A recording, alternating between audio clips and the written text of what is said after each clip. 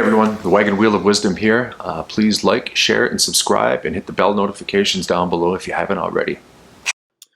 Hey, good morning, folks. Kevin here, and we are back at the Wagon Wheel of Wisdom over here. And you can see right there, I put a pyramid. I had read something about the energy of pyramids having an effect on, well, your environment, but about it on plants. And so I've got an aloe vera plant that was just there's four of them in this little pot that I have, and they weren't taken off. So about 3 weeks to a month ago, I moved that pyramid out of my son's room. He had it, said he didn't want it in there anymore, so I moved it out here and put it by the plant. The plant is now going up and kind of wrapping itself around the pyramid and growing exponentially. It's crazy. So there must be something to it. And on that topic about energy, let's dive into something brand new here today that I had an aha moment. And by aha moment, it was kind of like, oh my God, holy shit, this might actually work. So if you're at all like me, I'm assuming you are in this capacity where thoughts about our partner pop into our head an awful lot throughout the day, occupying a lot of real estate in our minds. And at some points, the exhaustion of it gets incredibly frustrating. So past couple videos, and definitely the last one, I had said I'm doing this thing where I'm saying I'm not going to react. I'm not going to react. God is preparing the perfect partner for me. And as you've noticed, I'm slowly detaching myself away from all of the labeling, kind of the environment itself. I think it's seated in a lot of dishonesty right now, just knowing what I know based on what I'm going through. And so much of it out there seems to want to keep you kind of trapped in the storyline of it, when we should be really simplifying our lives in the best possible ways to process things and get through it and not hang on to an old storyline. And that's, again, these are things I'm preaching because I am following this, and it's just based on my experience. You know, in the beginning, I was very guilty of tarot readings. Not saying that they don't have value one-on-one, but when it's one reading and it's got 5,000, 10,000 views, it's like, really, is that really apply to me, or do I just want it to? So that was my problem with it, was watching way too many of those. And then absorbing a lot of content that, you know, when you're vulnerable, when you're hurt, when you're in those moments and you're just down, you're looking for anything to help your mindset, I suppose, in a way, think of ways that they're going to come back into your life. And again, I really believe now, just based on what I'm going through, that again is just a very, it's muddy water. The acceptance part that it's over, I think, is so key at this point. Accepting that it's over. And this next part about, you know, I was talking about the pyramid, talking about energy shift. Last night, again, sitting in meditation, and I'm going to tell everybody here, if you haven't started meditating, please do, and stick with it. You're going to notice such a shift, and I just said that at 333. You're going to notice such a shift in things if you can consistently do it and do it at consistent times that works for your schedule. I tell you, the second now I'm shutting my eyes, I feel this just undeniable peace coming over me, like I'm in my own little safe sanctuary to work on me. And I can't say enough about it. And this is a guy that really didn't like it before. And before, I mean, like, you know, starting out after I was broken up with, I couldn't keep my mind shut off for 10, 15 seconds, it seemed like. So much like my working out regimen, this is something that's like lifting weights. It's got to be a consistent practice, and starting out, a real consistent practice. But I want to add something to it that I think is going to help, because last night, just from how I could feel this inside of me shift, there's a semi driving by right now that's really loud. This just profound shift. So here is what was happening.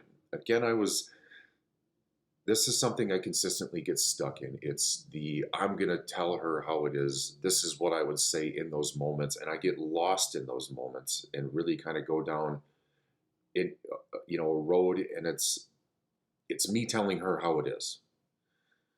Completely pointless and completely stupid because, again, occupying real estate up here that, quite frankly, she doesn't need to, and I'm allowing it to happen. I, again, am allowing it to happen. So I had said in this moment, after getting frustrated, I just sat back. It's like, God damn, I just want to walk away from this. And I said it out loud. I just want to walk away, is what I said. I felt my heart space light up the second I said that. And I kind of leaned forward for a second and I just said it again. I am walking away from this. I am walking away from this. And I said it again and again and again. And I swear to God, it was like a rotation inside of my chest from my heart space energetically. And it just, I shut my eyes at that moment and I envisioned myself, you know what? I'm walking away from this, staring right at her and turning around and walking away. And it felt so empowering. I think this is an energetic shift that needs to happen within ourselves. And for good reason, because otherwise, my energy is still chasing. It's having a conversation with somebody that isn't in my life about a topic that she obviously doesn't want to talk to me about, and me still sitting there pretending it's real. Joe Dispenza talks about this a great deal in his meditations. The soul doesn't know the difference between reality and your thinking. So if an event, just as an example, say somebody is going to start a fight with you for real, and then you ruminate on that fight days down the road, the body still reacts because you're thinking about it as if it were really happening. My meditation that I created is a visualization mindset to help you in those moments when you feel spun up. And that's why I've been saying to myself when I've been having these little arguments in my head with her about, I am not going to react. I am not going to react. Well, I took it a step further with this. I am walking away. And I just, you would have sworn to God like my soul was just like giving me a giant hug. Like, dude, you figured it out. You figured it out. I am walking away from this. I am walking away. Shut your eyes and sit with that the next time one of these conversations pop up in your head and just see if your energy shifts like mine did. And it's an empowering statement. It's not a statement of weakness. I am walking away. I'm out. I am walking away. It is a statement of power. It's an assertive statement. And it's a self-protective statement as well. And it's something I really think we need to do to move forward on this, because if I'm still having these thoughts, I haven't walked away from her yet. I'm still chasing her. And I'm sick of fucking running after her. Literally, I am. I am sick of it. I'm sick of thinking about her. That's the point I've gotten to. And I know the more frustrated I get with that, the more I have to work with internally as a good thing, not a bad thing. If I'm getting frustrated by thinking about it, it means I'm sick of thinking about it. And I don't want to. I can shift that now and just say, I'm walking away. So I think that is so pivotal in this because, again, if we're thinking about it in the moment, our body doesn't know the difference. And if our soul is bound to them, it's going to think they're still there in front of us. I realize that might sound weird and just kind of cuckoo for Cocoa Puffs in a way, but I really like Joe Dispenza's meditations and his mindset with that because he's accurate. Think of any situation where it heightens you up, and just like I said, if a fight were to happen, your body doesn't know the difference between it really happening. Now again, if there's physical contact, that's different. That's a different reaction. That's fight or flight at that moment in time. But if I'm talking about there could be one, okay?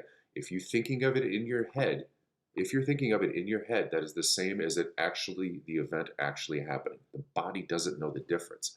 So in this case, to empower your body, to empower your mind, to get you in a place of being an assertive, sovereign being where you have had enough, and I think at this point, a lot of you have had enough. I know I certainly have. But if you've had enough of the conversations up in your head, the best thing you can do is learn to walk away from those conversations.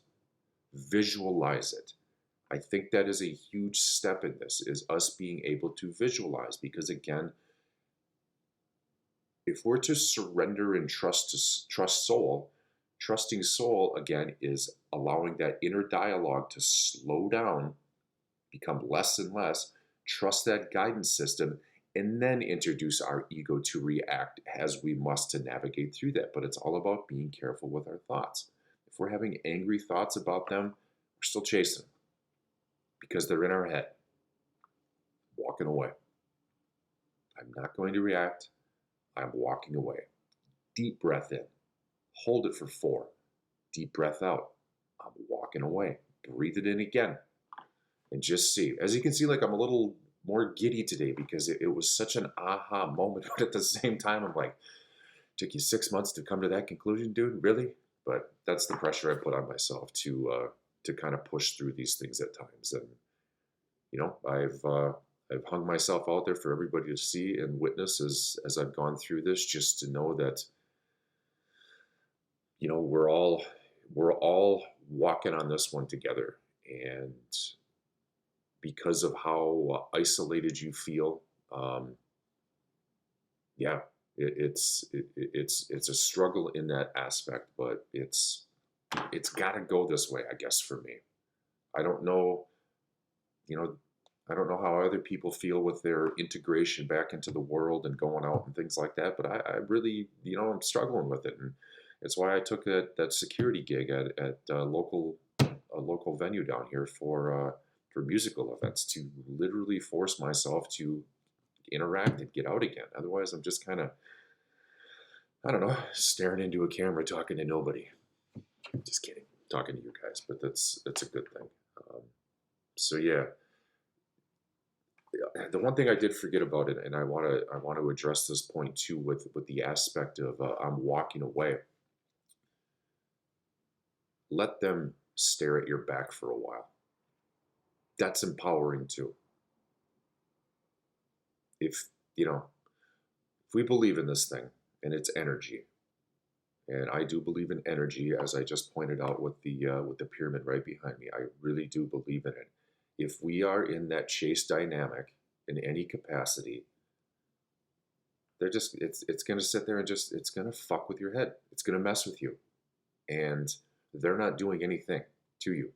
You're doing it to you. But on an energetic level, that visualization, that standing in your power, that making that assertive statement,